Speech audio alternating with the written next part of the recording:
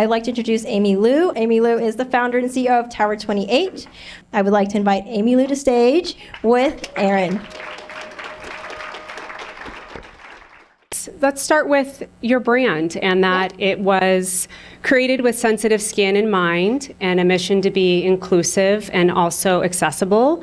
So what inspired that vision, and how did you see that gap in the market? So I've had eczema my entire adult life. I've had it since I was basically around the senior year of college for me, which was now, it's been quite a while. I kind of went on every single diet. So I tried to not eat nuts and not eat dairy and not eat shellfish. I've tried every version of that. I've also tried steroids, and that was probably the thing that worked the best for me. I tried acupuncture, Western medicine, Eastern medicine. Really, I think it got the worst when I was in my 20s. And in my 20s was when I was like dating, and I cared a lot about what I looked like. Not to say I don't care anymore, but back then I think I really cared. And I was so self-conscious. And I think the thing I wanted to do more than anything was to wear makeup. And when you put makeup on over, I think, troubled skin, I think the thing you worry about the most is that you're making it worse.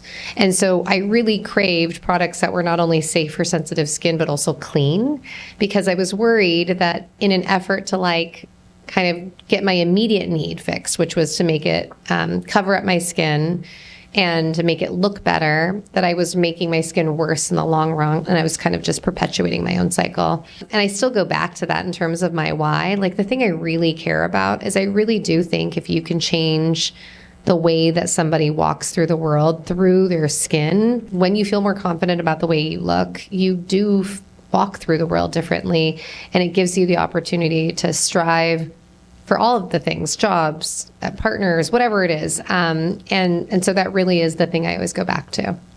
What would you say for these, emerging brands that are here and these finalists?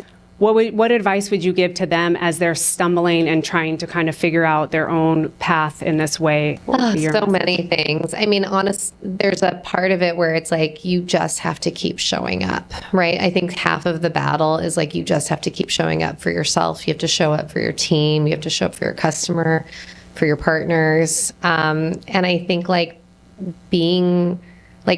say this all the time, but I think you really earn your reputation in life. And people will want to work with you if you are a good person and you do the right thing, right? So I think in that example with like the melty lip, like we were very quick to tell Sephora what we were seeing, and we were very quick to be like, okay, how do we solve this together? And I think like that kind of thing goes far with someone, like if they can really trust you and believe you. I don't know. I was talking to Fred earlier, and I said to Fred, I was like, how do you decide like who you decide to work with? Because there's so many brands these days.